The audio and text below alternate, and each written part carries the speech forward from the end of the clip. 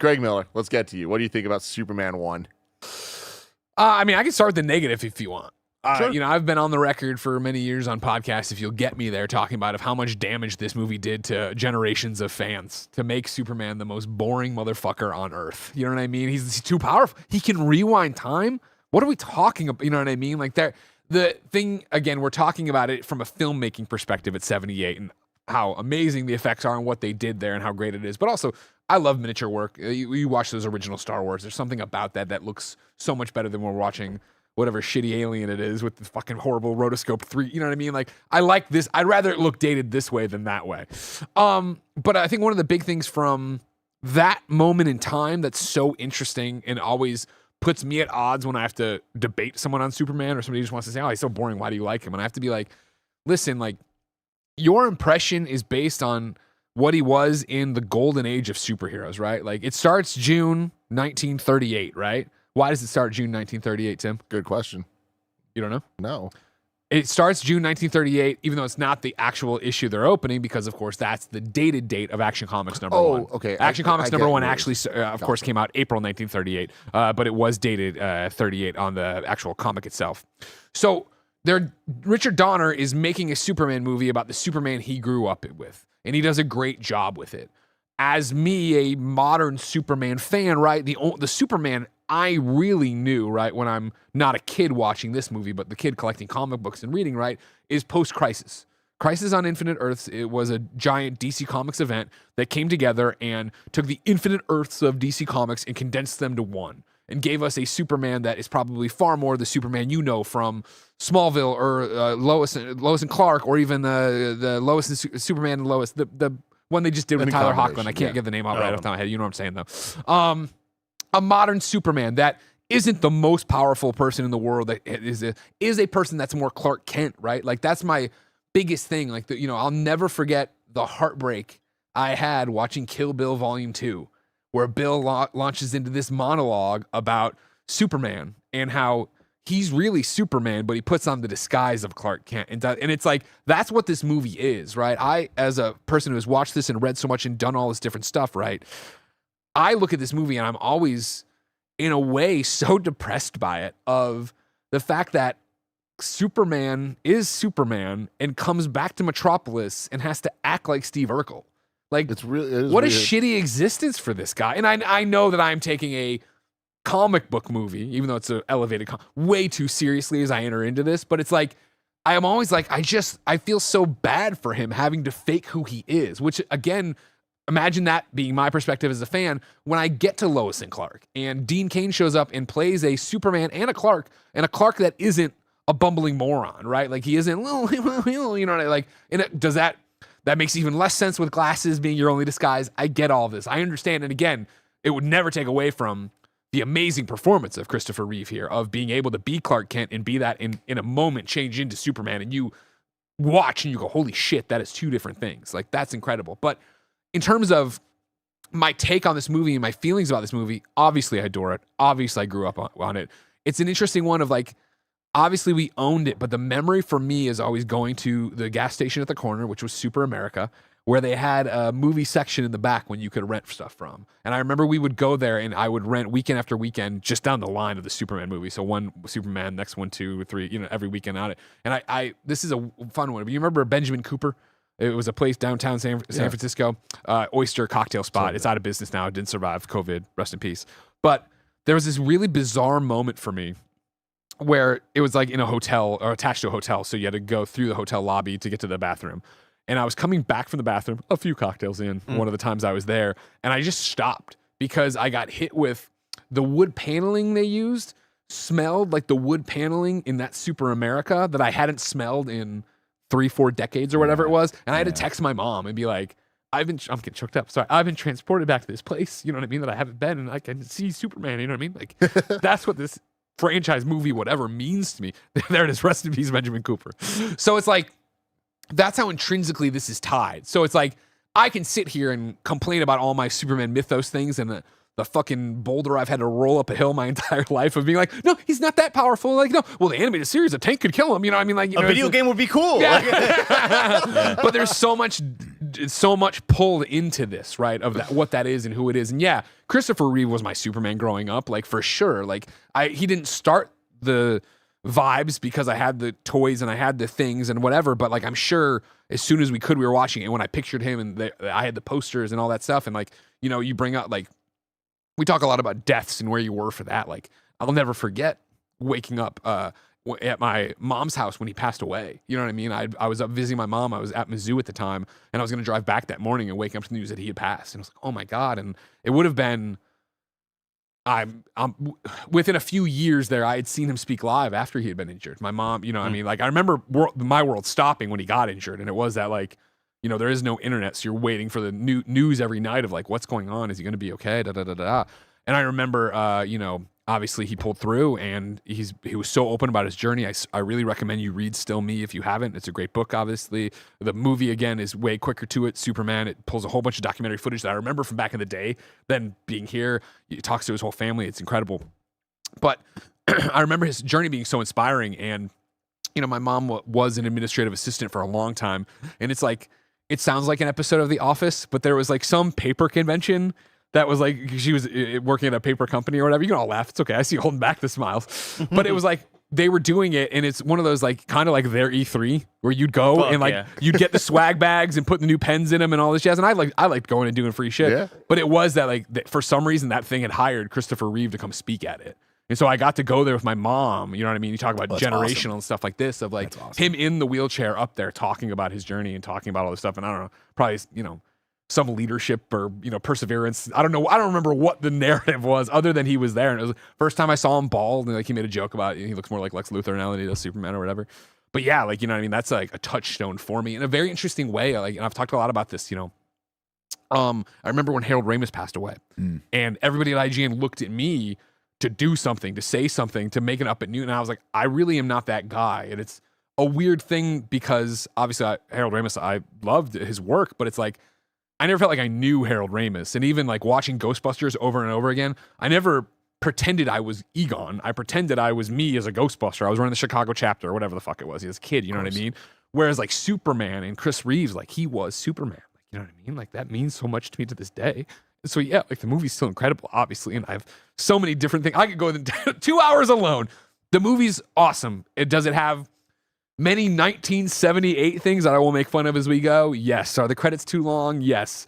Overall, the plot, yeah. But it's like, even like when we're talking about like, and it's a comic book, and they're trying to do the 38 comic book, but Gene Hackman's Lex Luthor. I'm the greatest criminal mastermind of all. Okay, why? Like, why are you doing this? You're living in a subway station. It's pretty dope. Why wouldn't you just say that? Yeah, you got Miss Tess. Why are you working with Miss Tessmacher and Otis? Like, if you're so great, why are you working with hapless fucks? But whatever. I as an adult watching this, because I don't feel like I've done a watch in a long time where I sat down and actually watched it. For me, as an adult talking about this, I would put out chemistry. Like, everybody has chemistry in this picture where, like, even though it's nonsense that Lex Luthor would hang out with these two hacks, swimming in a pool. the back and forth between them, you know what I mean? Like, it's so quippy and so good and so fun. I love Otis for what, you know, I just love that. Let alone the people at the Daily Planet, let alone the Clark and Lois, let alone Superman and Lois, some really good chemistry. comedic lines, yeah. Yeah. One of my favorite chats I've ever seen in the history of Kind of Funny. Furry Bee Production says, not gonna lie, as a person with great reflexes and balance and a high IQ, sometimes I look at humans the same way. Are you implying that you think you're Superman? He does. Yeah, I love that for you, Furry Bee.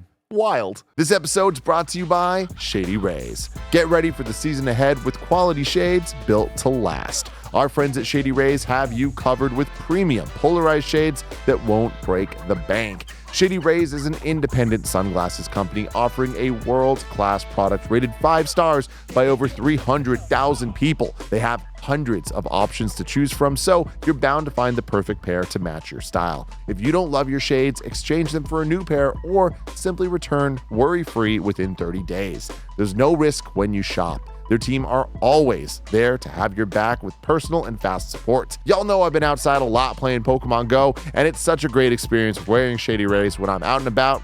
looking dope. Exclusively for you, Shady Rays is giving out their best deal. Head to shadyrays.com and use code FUNNY for 35% off polarized sunglasses. Try for yourself the shades rated 5 stars by over 300,000 people. Again, go to shadyrays.com, use code FUNNY to get 35% off polarized sunglasses. Donner later went on to direct films in the 80s such as The Goonies and Scrooged, while reinvigorating the buddy cop film genre with the Lethal Weapon series. Yeah, which he did 4 of.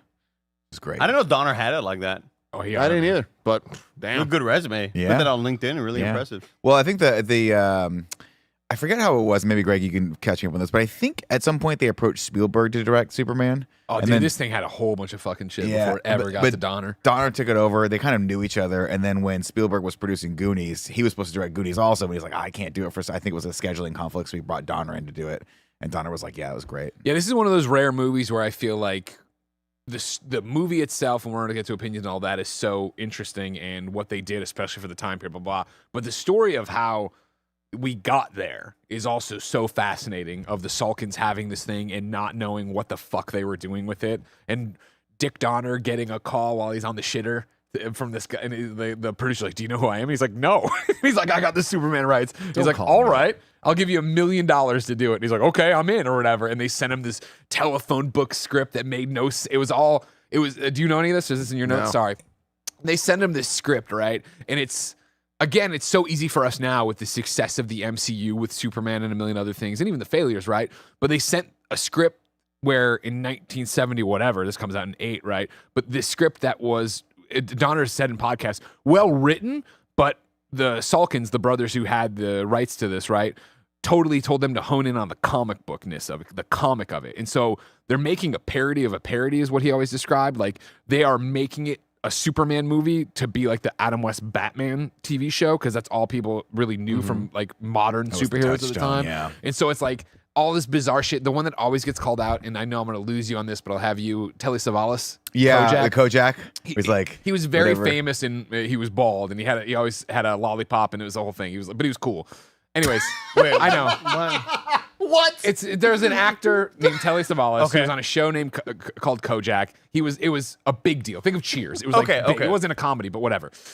There's a moment in this script where Superman's trying to find Lex Luthor, and so he's going and he's looking at bald people in Metropolis. And so he lands and he like grabs the guy by the shoulder and it turns around and it's Telly Savalas. I was wondering what that was all and about. he says his touchstone line of "back at you, baby," or whatever the fuck his line Yeah, was. I forget what it was. Look, too. here's looking at you, baby, or whatever. I Audience don't pops. know. Woo! Exactly. And so Yeah. like Matt Murdock. it's this great story of Richard Donner gets it and looks at it and he's like, he grew up as a kid revering Superman and what those comics were. And he talks about how he had like Action #1, like before his mom threw it away. And like, he knew what comic books could be.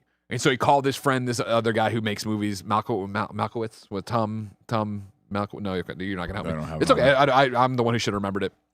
When he's like, you got to come over. I'm going to do Superman. We got to save this script. And it's another insane story. Mankiewicz. Yeah. And this is another insane story from this of like, so Tom's like, all right, I'll come over. Richard Donner gets high and then is waiting for his friend to show up. He puts on the Christopher Reeve screen test suit. Obviously, it wasn't Reeve yet, but it was this.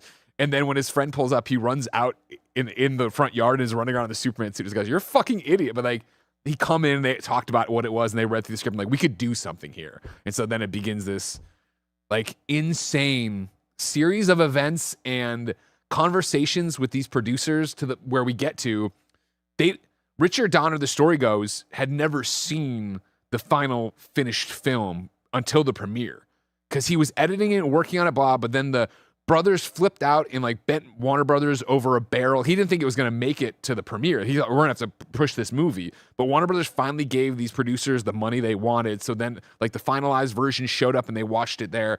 It's a huge hit. It does really well. And like Richard Donner is getting ready to go to work and finish Superman 2 because they filmed Superman 1 and 2 at the same time. Yeah. He's getting ready to go finish the film and his agent calls him and is like, I just got off the phone with the Salkinds and your services are no longer needed. Like they just fired him because they thought they had such a big success they wouldn't need him anymore.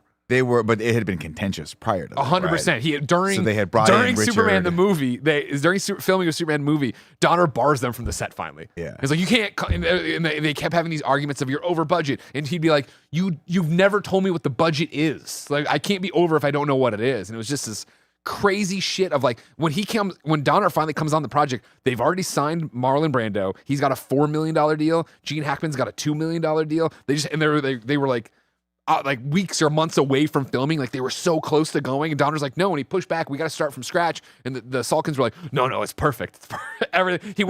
He tells the story. He went and saw like what they had rigged up for flying, and it was just like the worst green screen lie on a surfboard. He's like, we're starting over. Like you have to do it, but and like they were so desperate to find someone that would work with them or whatever. They ended up doing it with him, and he got to make his movie and part of another movie before everything fell apart. And then we should talk about sort of like, it was Richard Leister. Is that how you say his name?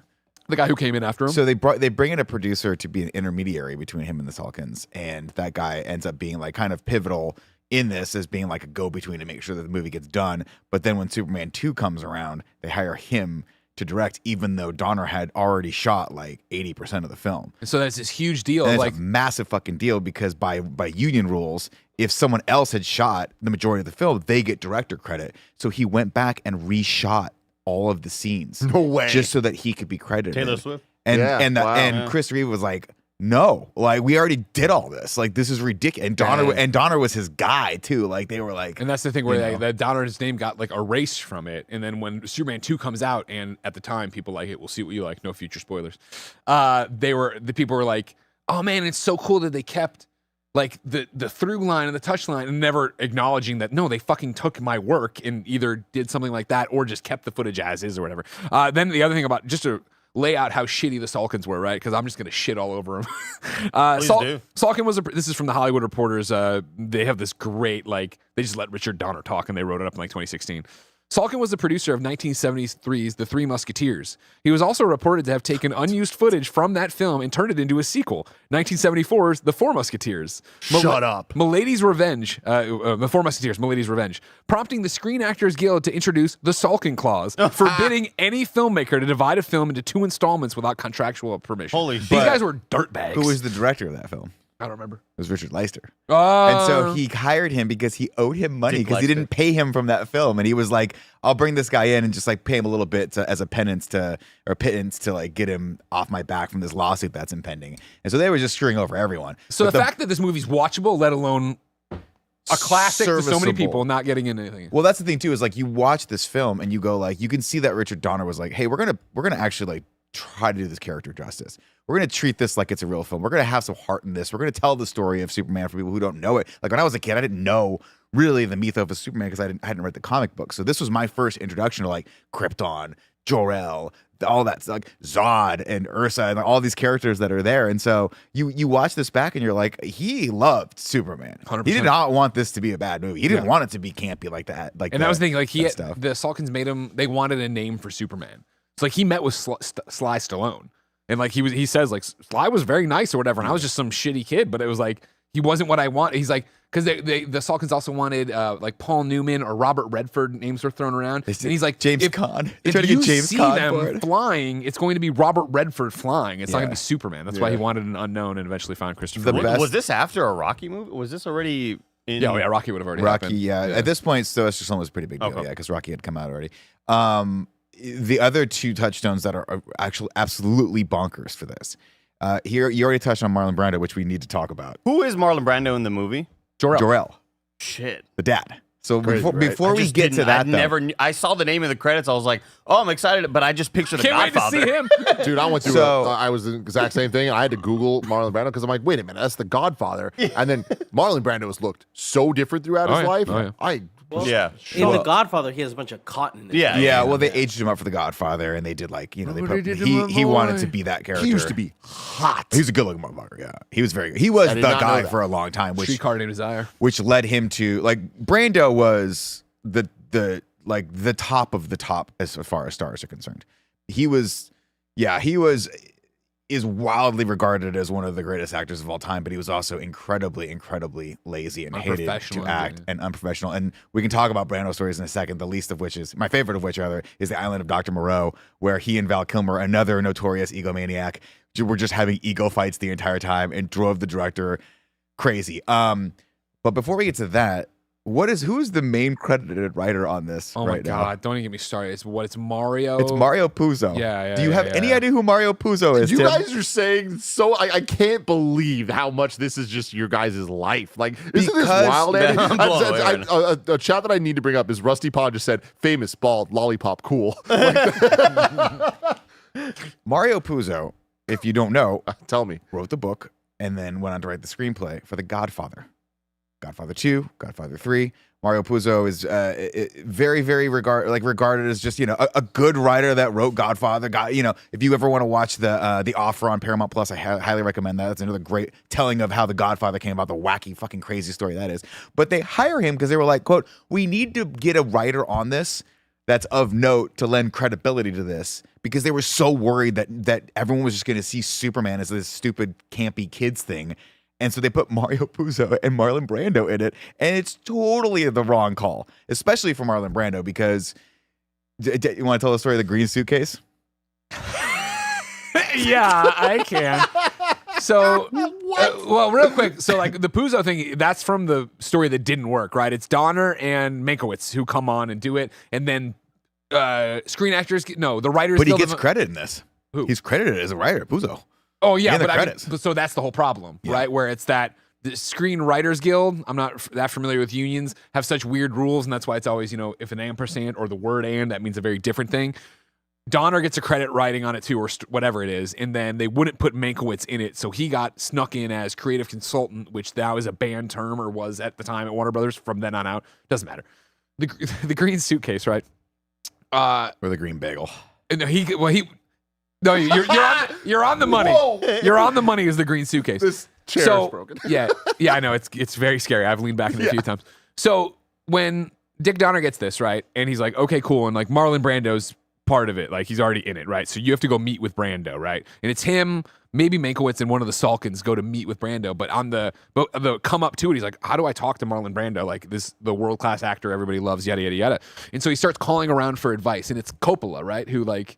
He called somebody, and then Francis Ford Coppola. But he's like, one of the people who knew Brando well and he's talking to is like, he's going to want to play everything as a green suitcase. Like, he's so overacting. He loves money, so he'll do anything, and he's great at it. But it's like, he's going to have these weird ideas about, like, what if I did it as a green suitcase? Like, what, blah, blah, blah. And you have to talk him out of it. But they were like, if you let him talk, he'll talk himself out of any problem.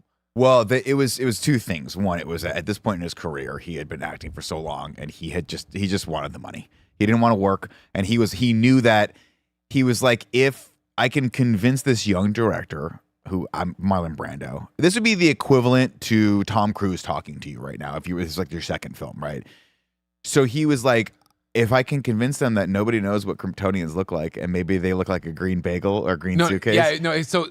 Yeah. You're conflating, I think. Okay. Unless you know the story better No, than no, me. you probably do. So the phone call was he's going to try to do it as green suitcase because he's a fucking weirdo. So Dick Donner's ready for that. He's prepared for that. He's having these conversations. And Marlon Brando goes, well, what if I played it as a bagel? It's light years away. People don't know what's to say they didn't look like bagels or whatever. Just this nonsense fucking statement, right? And I this is how copious I was with my note taking. I grabbed this from the Hollywood Reporter. This is Dick Donner's own words. He turns to him and he goes, it's 1939. There isn't a kid in the world that doesn't know what Jor-El looks like. And he looks like Marlon Brando.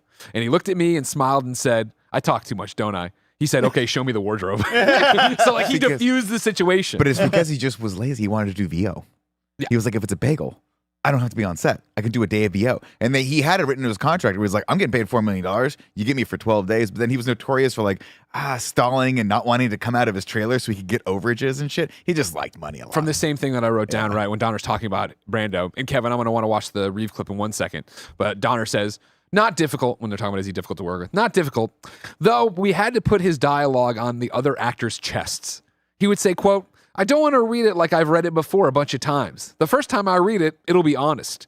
He made it work. He was the memorized ultimate. He was Marlon Brando. He was Marlon fucking Brando. He didn't want to memorize the line. At I've one heard point, so many stories about this island. I'm like, fuck this guy. He's not that good that he should have been getting away with this. he at one point, I don't know if you have it in here, but when he's doing the iconic speech where he's like talking to his son, the baby in the ship, it cuts and he's looking down at the baby, and apparently they had to write the cue cards on the baby's diaper because he didn't want to fucking remember the lines. Awesome. And he's great in the film. Don't get me wrong. Like, Of course. he's still like, if you watch this and didn't know anything about this, you'd be like, oh, Jor-El's pretty good. Like, And so I've didn't dig out of it at all. Now, but- I have no, I mean, yes, The Godfather, yes, this movie, but no, like, love for Marlon Brando. I didn't watch it. Somebody's like, what a fucking dick this guy is. And, like, everybody's always like, but he's so good. I'm like, is he? Can we show the Christopher Reeve clip? This is Christopher Reeve Reeve. on the David Letterman show. Oh, This is a great. Other people on the show have worked with Marlon Brando, and I know get you more worked audio. with him for a few days. Thank you. And anything interesting come of that relationship?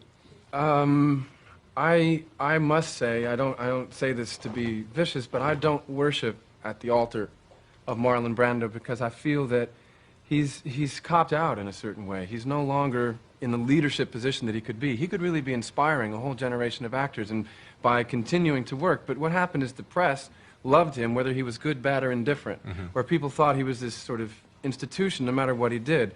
So he doesn't care anymore. And I just think it would be sad to be 53, whatever he is, and not give a damn. That's all. I just think it's too bad that the man has kind of been forced into that hostility. But you wouldn't. Well, he's here tonight, Chris. God bless Letterman. God bless how good he used to be. Yeah, he was great. He's still great. Wait, the Apocalypse Now story of like they hired him for an absurd amount of money, and they thought he was gonna look one way. He showed up fucking and then he 50 showed pounds up overweight. 50 pounds overweight. So- and they're like, I guess we'll just change the story. Apocalypse Now. He plays Kurtz, I think is the name of the character, who is the whole point of the main character he's got to go find this rogue fucking iconic captain that's Green gone Beret. missing and has been living with the fucking Vietnamese and whatever. And he's supposed to be living out in the middle of the fucking like jungle just suffering. So he's supposed to be emaciated. And Marlon Brando shows up and he's like 100 pounds overweight. And Coppola's like, what the fuck am I supposed to do with this? What the hell? Like, yeah, he's Dude crazy. sucked. Also, like, news to me that it's Christopher Reeve.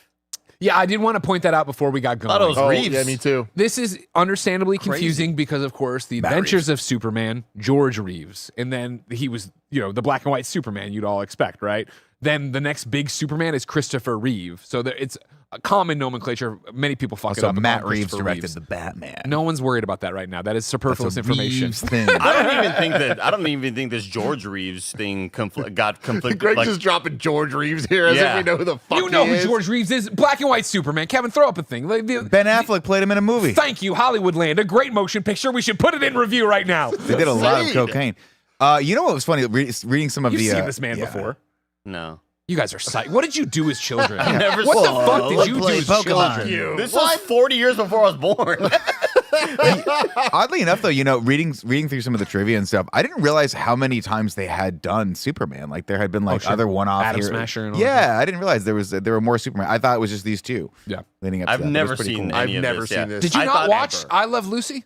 I What not did you like- do in your afternoons at your grandma's house? Who was he? And I Love Lucy. He showed up as himself in Superman. Superman.